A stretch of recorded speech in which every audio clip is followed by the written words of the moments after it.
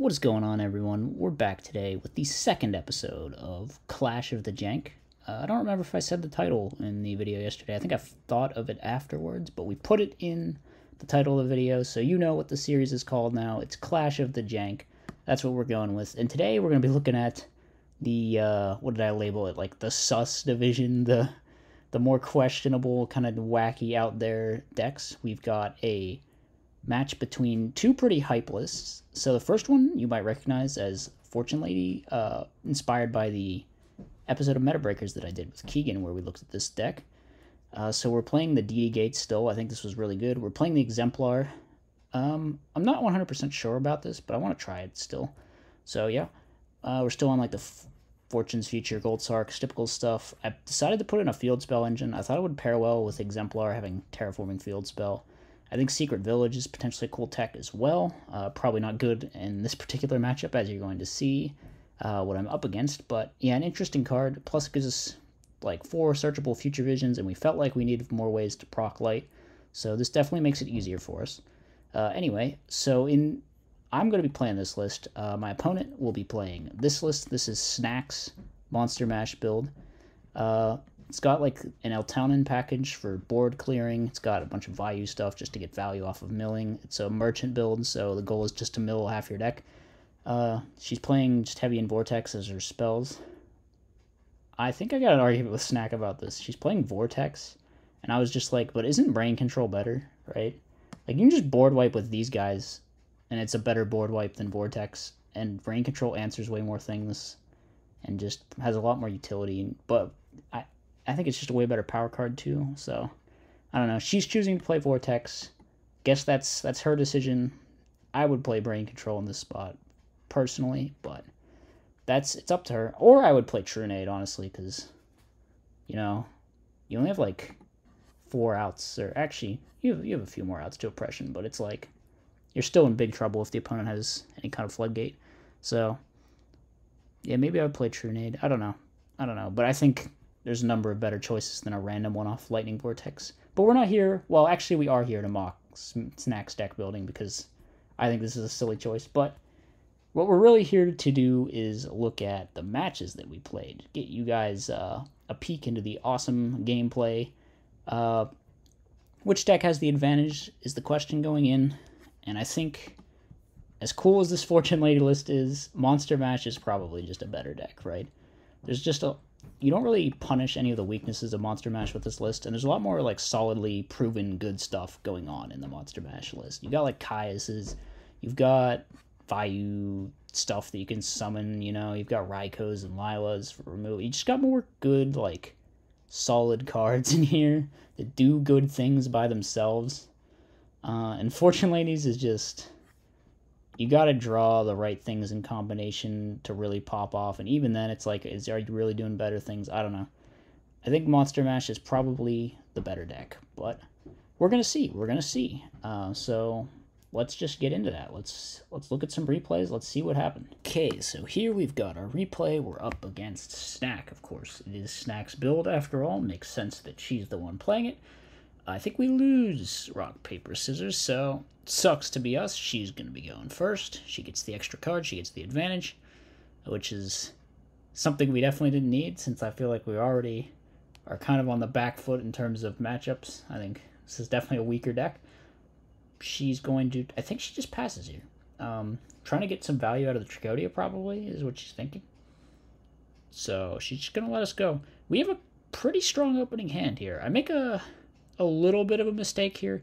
I think I probably should have Allured first and then activated Gold Sark just to see what I draw, because there's definitely situations where we would want to draw light, or maybe want to Sark something else. So I could see this as being a slight mistake. We're just going to T-set here. Our MST not going to be of much value, of course. I think she's just going to Monarch our Apprentice Magician, which definitely sucks. Resolving Apprentice Magician is pretty important in a situation like this. It's basically the only way we're getting to light without having to wait 2 turns. The Sark kind of ends up working out for me because I need to get to this light eventually. So getting it in 2 turns is going to be nice. It's going to let us play the game at least. But yeah, this sucks. We take a lot of damage. I'm like, alright, at this point I have to Gear Town to out this Caius. But she has the Trag, so that sort of sucks. Maybe I should have had the read on this Trag, because it's probably the only way you just pass and do nothing with this deck, I think. Because normally you're going to be like setting a monster, or at least summoning a Lilo to mill or something. So, maybe a bit of a mistake, but I felt like I had to deal with the Monarch and couldn't just leave it sitting there, so... here's, by the way, a situation where if this had been Brain Control, I would have just been dead this turn. So, and then she wouldn't have had to risk me getting this light and going off next turn, which is going to happen. So, Snack, if you're watching, play Brain Control instead. Just saying, just saying. Alright, anyway, let's on with the gameplay. So she summons Gale, just plays it conservatively, outs my stuff. Maybe she shouldn't have attacked this, because, like, the chances of it being another Apprentice are honestly kind of high. There's not a lot else that you set.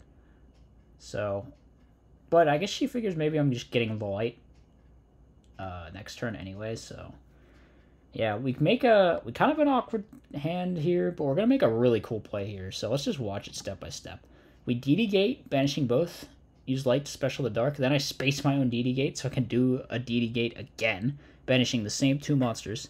Then we get to get Water out of deck. Now Water is going to let us draw 2 since we control another Fortune Lady. And here, I can actually ram the Water into the Gale, and then hit over the Gale with the Dark to special back the Water and draw 2 more cards. So, this was definitely the most impressive thing that the Fortune Lady deck did in the entire match. It was pretty cool. Like, for sure, this was a cool play. I mean, getting those pluses, really awesome. So we're going to summon back the Water, draw 2.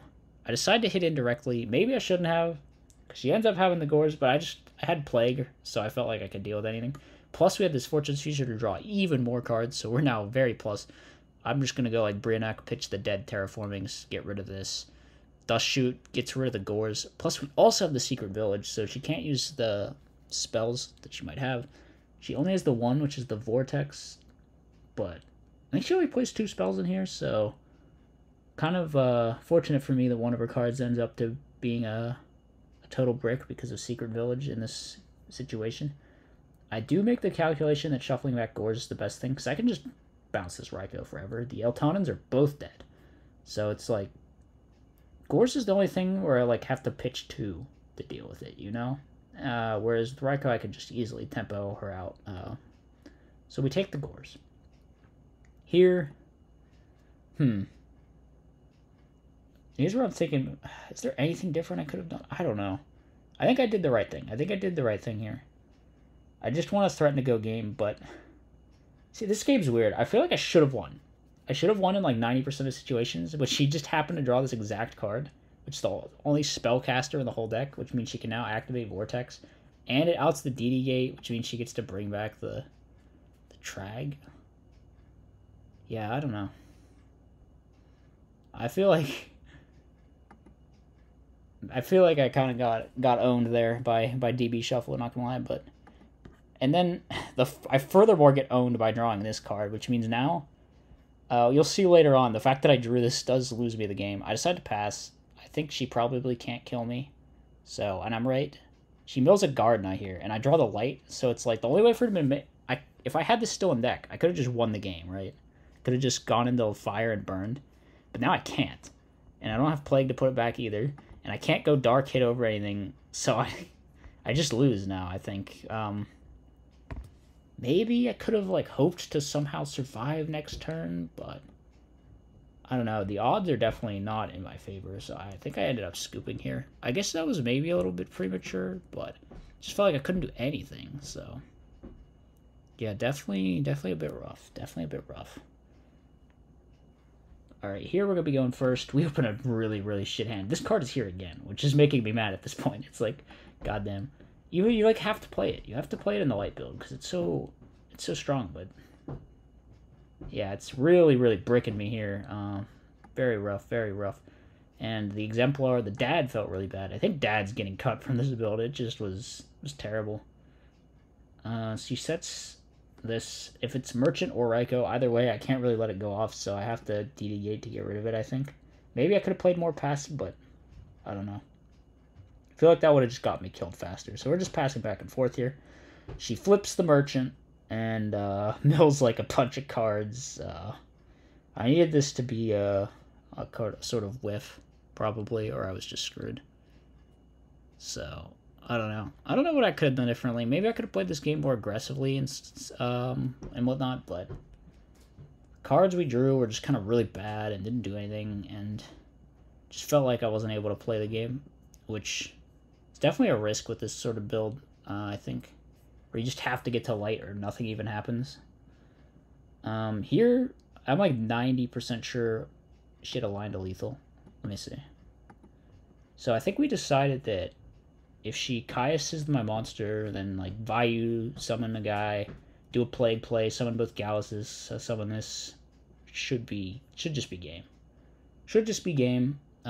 Unfortunately, I get kind of frustrated here, and I just scoop as she's thinking about her lethal line. I probably shouldn't have done this.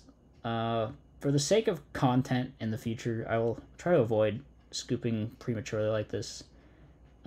So I'm very sorry that I did that. I should have let her like play out and kill me here, even though like I was 100% sure this game was lost. In fairness to me, but yeah, my mistake doing it that way. I'm really sorry, but like I said, lethal line was summon Vayu guy, summon plague, summon both Galluses, Caius my monster, drop sword. That should still kill me, I think. So, but would have been nice to see like another crazy turn on camera, just showing off the jank decks. So, yeah, but I think a very deserved win for Monster Mash. Definitely, probably one of the higher potential sort of decks in this lower division, I think. Fortune Ladies, not so. They are going to get rightfully knocked down to the loser's bracket, and they will be hanging on for dear life from now on. But, yeah, very well played by Snack. Definitely a very convincing 2-0 for the Monster Mash deck. So, hope you guys enjoyed this episode. Hope you're enjoying the series so far. I'm definitely having fun with the concept. I'm definitely looking forward to seeing how things play out as things progress. But that's going to be it for today's episode. Make sure you like, comment, subscribe, all of that. Peace out.